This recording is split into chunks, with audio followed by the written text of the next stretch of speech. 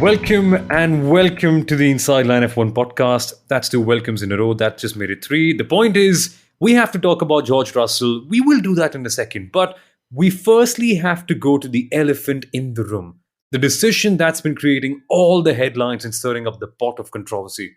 The moment that could change the course of Max Verstappen's Formula One legacy. The moment that could absolutely mark the beginning of the end of a peaceful environment at Red Bull Racing. Of course, Kunal. We're talking about why Max Verstappen went for mediums in the sprint. Why did he do that? What were his reasons? I can't understand. It's been causing all the controversy in the world. Yeah, there's this one little thing with Sergio Perez that also might have happened at the end. We'll get to it, but I just can't figure out why he went for the mediums at the end. I'm still scratching my head about it. Well, you're scratching your beard, firstly, as I can see it. But for me, are we recording? Are we racing, or are we taking the 1, 2, 3? To me, that was also a very controversial message, right? George Russell being like, guys, let's protect the 1, 2. Let me not race Lewis Hamilton. Let me not race the greatest of all time, Lewis Hamilton. He says that several times, especially when he sort of finished ahead of Lewis. But, oh my goodness. There was Max Verstappen on one end. There was George Russell on the other. Then there was Charles Leclerc at, one place. And then there was Fernando Alonso in another.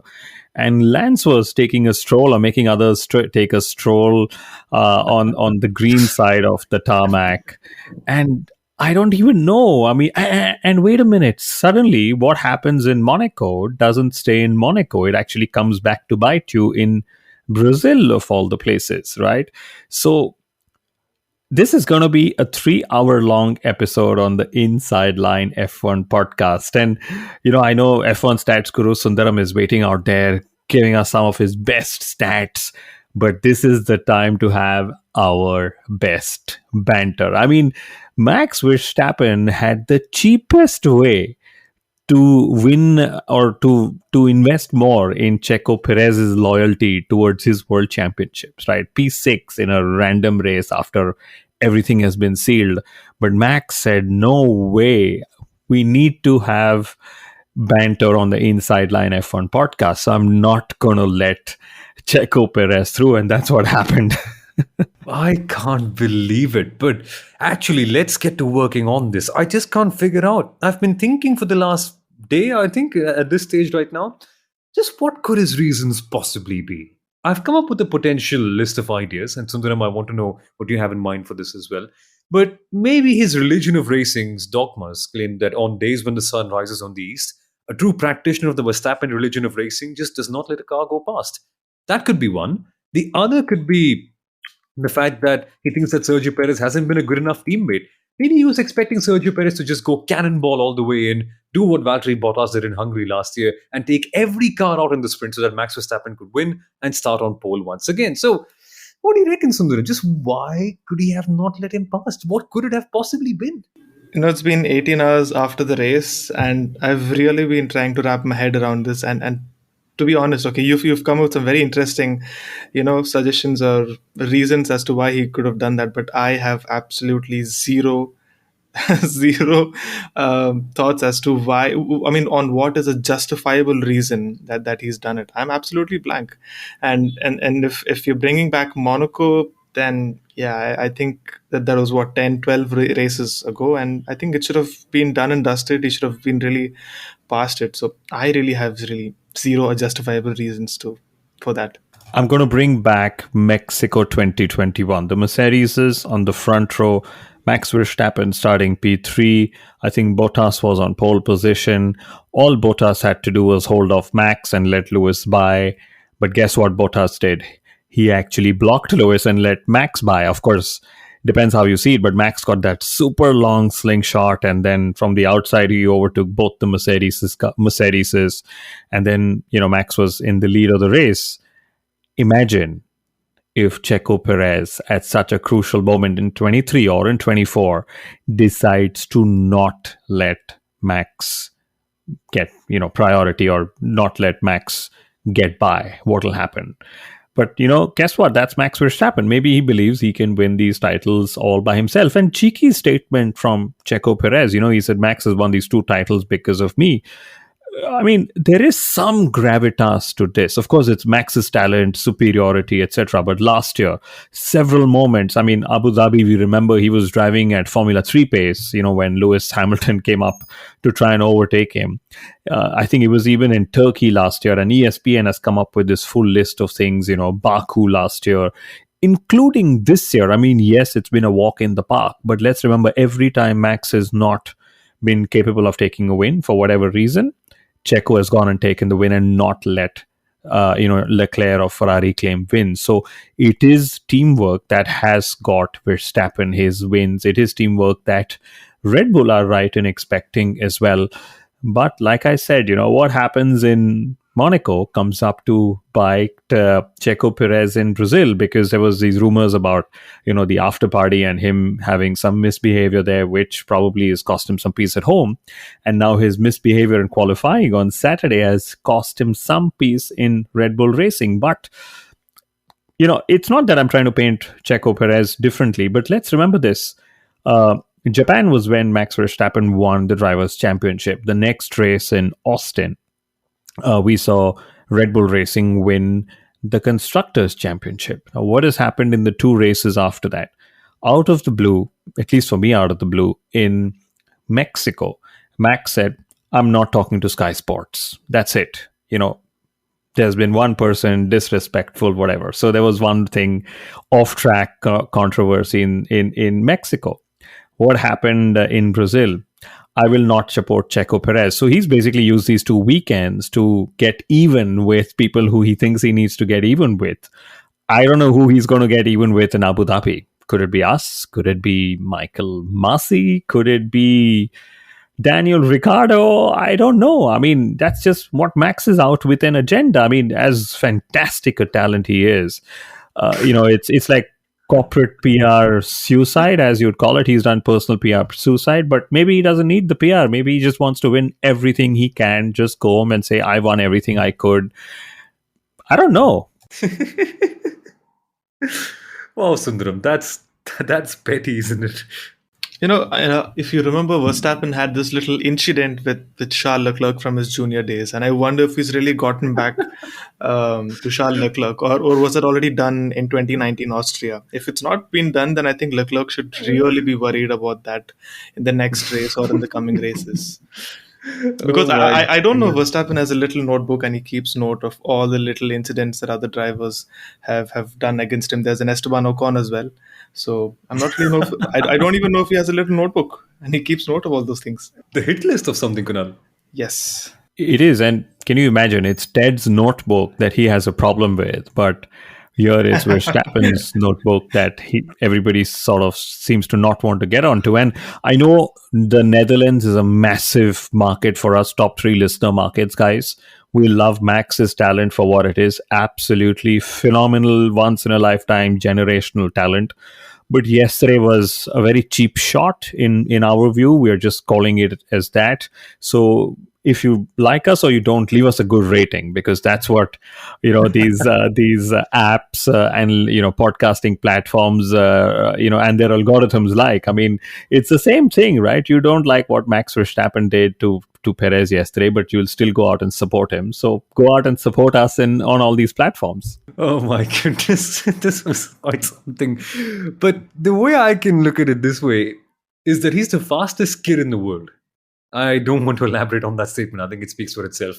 But I'm just confused about this whole thing. I think we're at that stage of the episode where we should talk about George Russell and how good he was. Poor George gets on being ignored all the time once again. But for a second, who controls the management over here? Is it the drivers? Is it the management at Red Bull Racing? Do the inmates run the asylum now? That's a weird way of managing a team, right? Of course, it works because there is only one number one Max Verstappen over there. But I want to see how this dynamic plays out eventually. But to George Russell, 11 minutes into the episode, we haven't spoken about him. It's just that sort of weekend, I suppose, right? Whenever something really exciting happens to George Russell, there's something even more exciting happening in the race weekend. Let's say Spa, say Hungary last year as well, when he scored his points with Williams. Something crazy tends to happen all the time. But when you think about all that's gone on over the course of the last 4 years, Sundaram, it feels like a great moment to see the circle come close, especially after Sakir 2020. Yes, the emotions might have been sapped away by the whole controversy, but when you come to think of it, what a moment this has to be at the end of the day. Oh, absolutely. It's a huge moment for Formula One, and it's a huge moment for George Russell personally. And I always think that whenever we have a new pole sitter, or whenever we have a new race winner, I think they should be the people who should really be hogging the limelight, because in this generation where you don't really see a lot of different race winners or pole sitters, and you finally do have one, I think they should be at the very front of it. And Max Verstappen's controversy has literally stolen Russell's thunder, and on all over the internet, Instagram, Twitter, there's only talk about what Verstappen did, and what Sergio Perez responded to that. So that's a bit unfortunate for George Russell, and you could literally see the emotions that he had after winning the race. If you remember, I think it was 2021 Hungary where he was literally in tears after taking his first points with Williams, and that's what it really meant to him, taking those first points with Williams, because for the previous 2 years they were literally struggling at the back. So um, he really has spent 3 years at Williams, and then he's moved to Mercedes. And these little things really, really matter to him, when he started from the front row, when he started from pole position. And you could also see it in the Drive to Survive episodes, when Toto Wolff announces that Russell is going to be a part of Mercedes. That little smile on his face, that when a little kid gets a little piece of candy, how uh, jovial or how happy he gets. That's very, very, very nice to see. And what we saw yesterday was a very wholesome thing at the end of the race that we saw. Guys, I promise you that's the maximum airtime we are giving George Russell for what he did. Because, yes, epic drive, Mercedes' first win. It's been long coming since Austin. Last year we'll remember them for their Silverstone upgrades. This year it's the Austin upgrade that's, put them in contention for the last three races. It took them two races of being in serious contention and winning the third one. And that's a really good strike rate, if you were to ask me. But one insight which Andrew Shovlin gave before I sort of move on to some of the other points that I've written down, I'm still sticking on to banter, okay? Andrew Shovlin made a very interesting point. He said there was a very narrow window to get our setup right for the weekend, because remember, there was just FP1 qualifying, FP2, where it was actually not free practice because your setup was still fixed. Your cars were, not allowed to be changed. Then there was sprint, and then there was a race, right? So Mercedes believed that it was their hard work and their homework leading into FP1 that allowed them to get a setup which gave them better tire degradation than Red Bull and Ferrari. And that's probably why they were so good. Yes, the temperature was cooler, but and so on. But it's not just one thing. There's certain smaller factors that sort of fell into place out here. So that was about George Russell and Mercedes. Very interesting insight there. But this whole controversy has also, sort of put a few things away, like Ferrari putting Charles Leclerc on inters in Q3 and then praying for the rain. And then when he says, but guys, there's no rain, pop comes a reply saying, but it's raining at turn 12. Often forgetting that there are 15 corners on the circuit, right, where the inters need to work and not just turn 12. And then there were so many teammate battles this weekend. I mean, the Alpines had an issue. Aston Martins had an issue. Ferrari had an issue. Red Bull had an issue. I mean, just so many teammates just battling each other out there.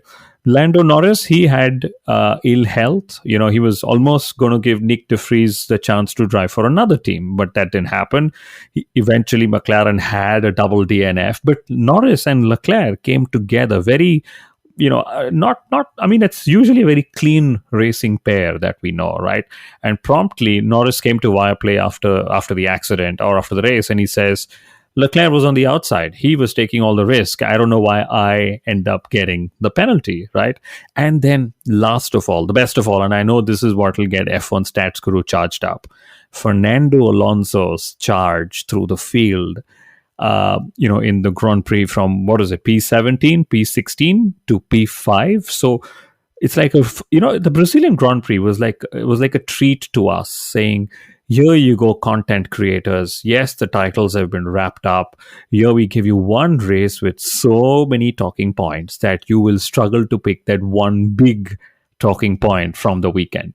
Can I say something? If you consider the weekend as a whole, this was the ideal race weekend for a Formula One fan because you had literally everything there.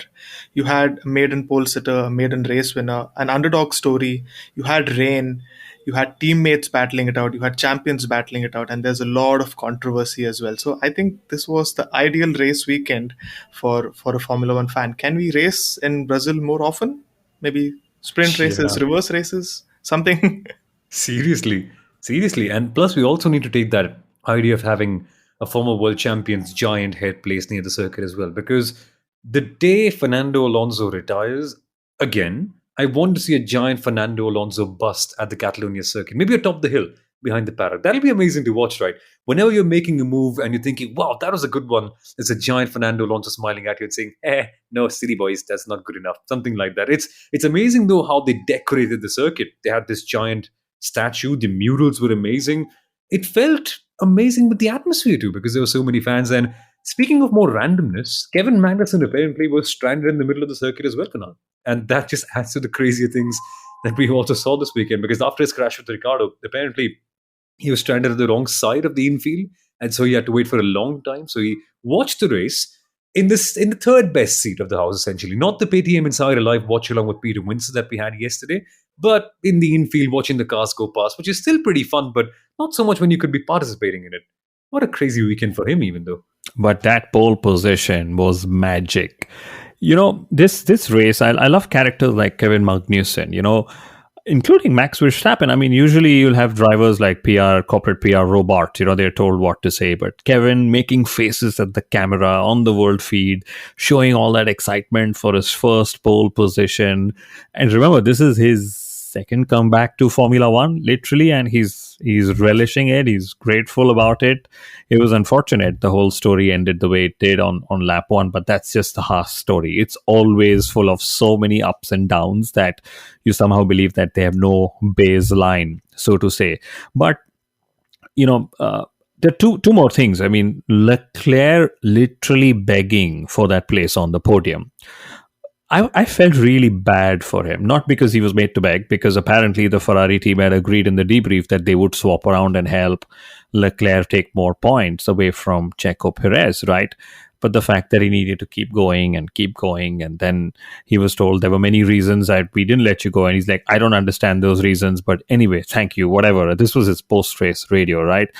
But this is where I remembered somebody like a Kimi Raikkonen, where Kimi used to walk around and say, instead of finishing third in the championship, I'd rather finish fourth so that I can skip attending the FIA prize gala in Paris in December. I can just be at home with the family, right? So there's Raikkonen on one side, and then there is Leclerc and the likes on the other side. But here's an interesting thing with the whole situation, Verstappen not letting Perez through, and Charles not being given position by Carlos Sainz. They go equal on points into Abu Dhabi, which is great for the business of Formula One, because Abu Dhabi pays more money to be the last race of the season, hoping that it gets a title decider every year, or as many years as possible. So instead of getting a title decider this year, they will now have a P2 deciding race in a few days' time. So some worth for their money. And if you don't get battle for P1, you at least will witness an epic battle for P2, where the drivers are now being told, yes, your teammates will assist you in getting P2 in the championship. And maybe even P2 in the World Constructors' Championship, because that's getting awfully close as well, Sundaram. Because Mercedes, after this weekend, have got into what, a really good range. What is it, 14 points behind? That could really change, right? Very quickly. Yeah, I think it's 19 points. They're just 19 points behind Ferrari right now, and that literally means a couple of podiums could literally catapult them into second, and that's something that Ferrari really really don't want to see at this point. So it's going to be very, very spicy, I would say. And also on the point of Sergio Perez and Leclerc are equal on points. But if both of them retire from the Abu Dhabi Grand Prix, it'll actually be Leclerc who gets second, because he has, by virtue of having more wins this season than Perez. So Perez literally has to get more points than Leclerc at Abu Dhabi. And that'll be fun to watch. And hopefully, watching Max Verstappen assist him will also be very, very interesting at the end of the day as well. I'm actually keen to see how that happened. But What I want to talk about also, folks, is Yuki Tsunoda's weird little crazy incident where he got lost in the middle of the pack, and then there was confusion about, oh, whether is he lapped or is he unlapped? Is it Abu Dhabi 2021 all over again? So, I suspect that you're the only one of us three who actually figured out what actually happened. I said actually a lot. I need to keep that in mind. I won't do that again. Sorry. But Yuki Tsunoda, weirdly, was, correct me if I'm wrong over here, unlapped according to the systems, but not actually lapped. So the system said, okay, you can go ahead, but actually he was not in terms of the real playing field ahead. So he got caught up in the middle of all the faster cars. So he had to move to the left and abandon everyone and let them go past. Was that what happened? This is a very confusing thing, because even after reading a couple of articles, I still couldn't understand it. But I think I know what it is, and it's down to how the configuration of the Interlagos circuit is. So the fact is, Sonoda was behind Russell when the safety car was deployed, and Sonoda then decided to go into the pits, and because of that, he actually crossed the control line before the safety car and George Russell actually in the pit lane. And the automated FIA system, it actually indicated that Sunoda has had actually unlapped himself on that lap. And by the time Sunoda was back on the track after exiting it, he was once again into the whole pack once again. So there was a little bit of confusion on how the system was implemented. And I think every few races this year, we're getting to know that the regulations are there, but they're probably not foolproof. And it's a little bit more difficult. And probably they should have tested this out much better than they actually have. I'll tell you what's foolproof. Getting a box office performance each time Max and Lewis go up next to each other. Oh, yes. Because that's what happened. Turn 1, 2 complex, the Senna S's. Max said, hey, there are multiple lines through this corner. I will try and go on the outside. Lewis gives me more space. And Max had the audacity to walk out and say, it probably cost him a race win, but I got only 5 seconds of a time penalty at a race which I was anyway very slow at. So Max and Lewis, I don't think this battle is ever going to settle. And not that I'm taking sides, I do believe Lewis had to leave him a little more space than he did. But isn't this great for television? Isn't this great for Formula One that come what may, these two going up against each other, you never know what to expect. And to me, that was great. I mean, Lewis, of course, finishing P2, very excited for the team, scoring a 1-2, which is where I got a fantastic stat to read out, courtesy of Mr. F1 Stats Guru. So 3 teams have scored a 1-2 race result this year: Ferrari, Red Bull, and now Mercedes. And it's only the first time since 2010 that we've had 3 teams score a 1-2 race finish. And Lewis, of course, was down in 6th place after all of that, and then still, recovered to finish second, just showing just how much pace Mercedes had through the whole weekend. And, there were 62 on-track passes that were made. This was the most since the 2016 Brazilian Grand Prix as well. I don't remember 2016 because there have been so many epic races, after that. But another stat, courtesy again, Stats Guru himself, whenever Mercedes has locked out the front row in Brazil, which is 2014, 15, 16, and 22, they have always finished 1-2 in the race and in the same order. Kunal, do you really not remember 2016 Brazil? The wet race, Verstappen overtaking Rosberg on the outside after the Senna SS? Do you not remember that? Really? My memory is so blank that I have already forgotten what has happened in Miami this year, for example, apart from the fake swimming pool. I remember the banter. I remember only the banter and the politics and the rumors and the controversies, which you guys will apparently see us, not apparently, you guys will see us relive when we do the post-season Inside Line F1 Parody Awards, which is coming after, I think, 10 days after Abu Dhabi or something, but we'll put a date out, yes. Yeah, it's fine on its way. You're saying? Yeah, I was saying, but on the point of Mercedes, taking yet another 1-2, there was actually 2 things I was actually looking forward to this weekend. And that was, of course, seeing George Russell win, but not just because of him being in P1. The other thing is that back in 2019, when England won the World Cup, the one-day World Cup, on that same day, there was yet another British driver who won the British Grand Prix. And After England won the T20 World Cup yesterday, I was rooting for yet another British driver to win the Brazilian Grand Prix, and we did get that. Lo and behold, it was Ben Stokes who hit the winning runs once again for England. So, Yes. interesting enough. Uh, also, that raises a question in my mind. Technically, even a T20 match is a one-day match, but hey, that's something to talk about on a cricket podcast, not the F1 podcast over here. But just a word on Lewis Hamilton before we end. It must have been really gutting for him to finish second, but it didn't quite seem like it. I think, if anything, he's really learned how to be very gracious in defeat over the last couple of years. The old Lewis Hamilton might have been crying about it, might have been a crybaby, might have been really aggressive in the interviews, but the way he's matured as a person has been interesting to see. And I suppose, just on a more serious note about the whole controversy, I hope that Max can be able to do something similar as well, because this just does not set a good precedent. I don't know if Max cares or not. Most probably he doesn't really care about it. But yeah, I think being a better person to your teammates is probably a good prerequisite for being a very good Formula One driver, no, Kunal. If nothing, just being a good teammate. It all depends, I mean, we love these kind of characters. We love Max Verstappen, honest, straightforward. You almost know that he is never going to give up track position or swap places. He's always going to put himself first. Red Bull are used to such drivers. They've dealt with Vettel before. And remember, I mean, now we love Sebastian Vettel for who he is, very very statesman-like, very he was willing to give up 1 point to Lance Stroll, which he did, and after the race he said the least you could have done is given me my point back, right? So of course there is still that urge in him, but maybe this is that whole philosophy. And I'm getting all philosophical without a beer in my hand, but it's once you have enough money, at least in your mind, you are probably more generous with it. You donate a little more. So maybe that's what happened in the case of Vettel, because Vettel did this multi-21 thing, and of course these two are not comparable in my view, but Vettel was at his ruthless best at Red Bull as well.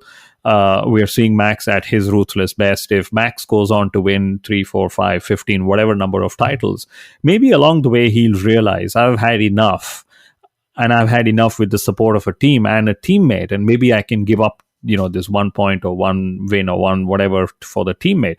Because we saw if Michael Schumacher could give up a win at Indianapolis for Rubens Barrichello, this was after a lot of times he took the win away from Barrichello. Case in point being all those races in Austria, which we've seen. So it's probably just a matter of, when Max will grow up and mature enough by himself to feel, I've won enough, I have scored enough, I have enough. Maybe I can give this one away. That's probably when it's going to happen. And it's not for us to say when he should do that or if he should do that at all. But it is for us to keep talking about it and keep the controversy open, because, hey, what are we going to do between Abu Dhabi and preseason testing next year? Maybe feel sad about Latifi not being there. But no, on a serious note, Sundaram, it's inconsequential, right? Because the championship has been won. Well, of course, and continuing to Kunal's point over there, where he says that Vettel has reached that place in life where he's a little bit more chill. I would really like to see Fernando Alonso reach that state of mind, that attaining inner peace where someone crashes into him or overtakes him, and he says, "Silly boys, you can do that. I'm totally chill with this." That'll be very, very funny to see. But yeah, I'm really hoping I can get to see that one day.